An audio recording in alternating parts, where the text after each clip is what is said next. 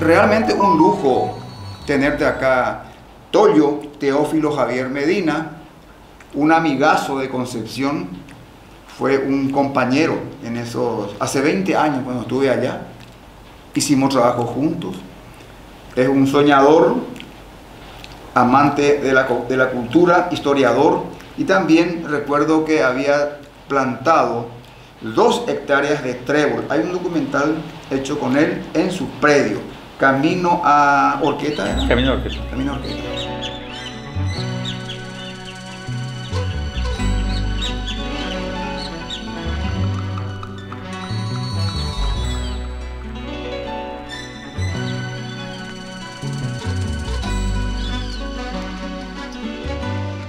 Con mucho orgullo y honor estamos aquí con el señor Toyo Medina, uno de los precursores y pioneros en la reforestación de la planta trébol. Y acá dejo a usted con la palabra del señor Toyo Medina, que va a historiar esta plantación.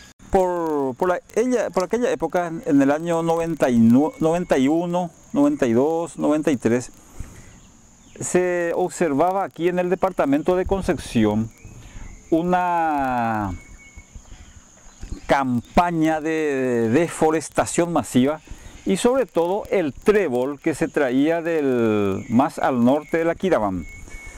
Y movido por la curiosidad, hablé con el americano esto y me cuenta la historia del trébol. Era una especie que estaba en extinción. Y para que las generaciones futuras puedan contar con algo de reserva de trébol, él comenzaba de cero porque era difícil la recolección de semillas y más difícil la germinación, porque habría que hacer un muestreo en la obtención de la semilla. Un gusto que estés acá. El gusto es mío. Siempre sos bienvenido, Toyo. Gracias. Bueno, contame, ¿quién es Toyo Medina?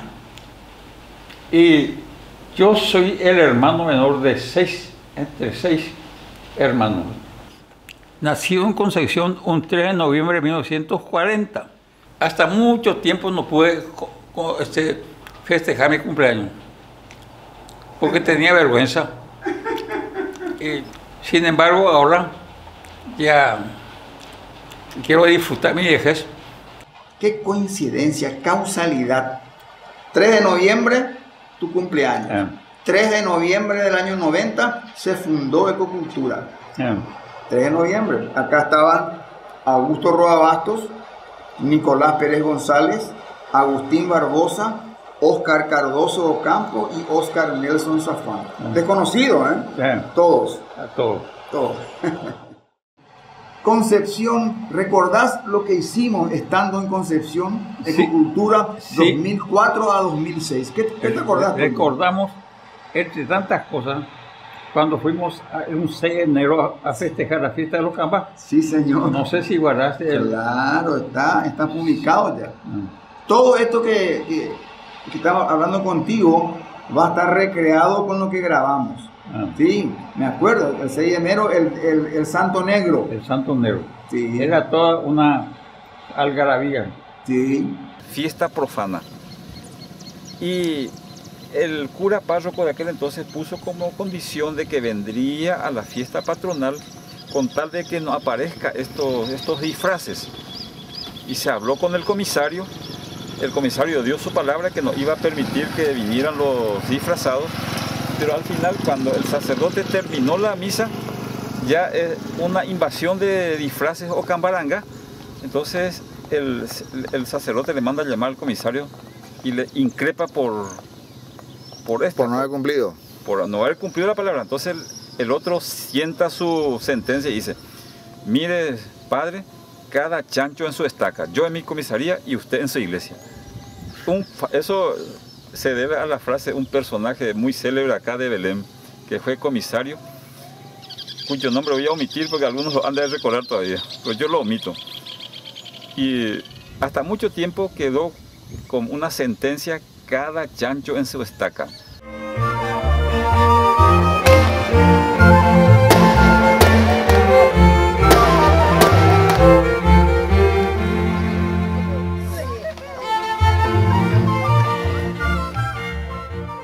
Estimado Toyo, ¿qué me comentaste 6 de enero? Y es una tradición que viene de lejos y que se conservó de esa raza afro-paraguaya.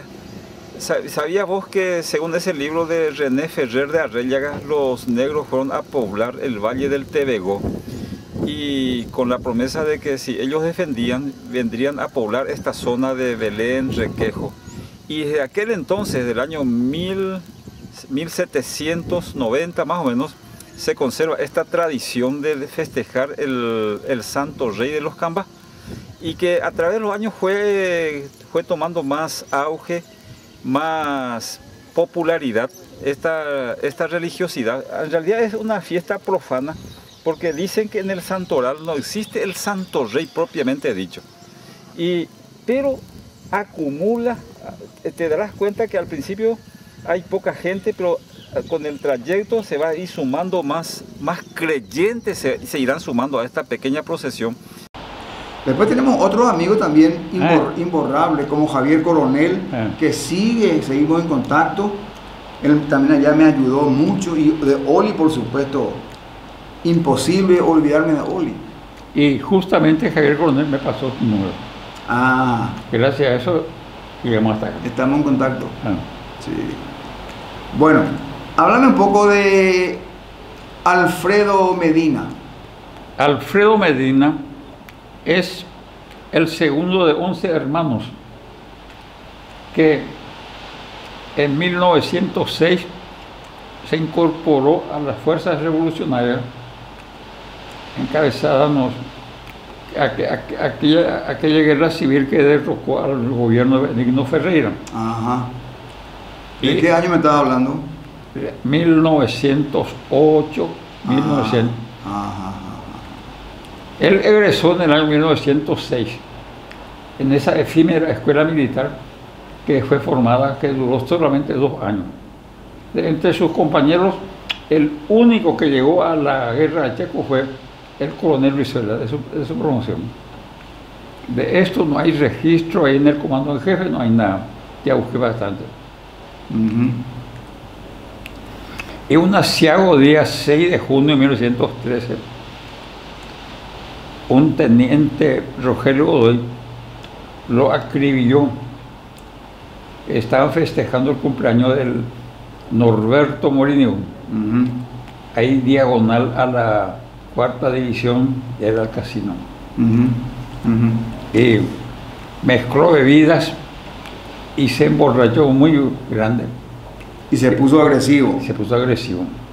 Ahí yo fui a copiar de la justicia militar todo el expediente y publiqué un libro que está agotado, La desgracia de Concepción. ¿Por qué desgracia de Concepción?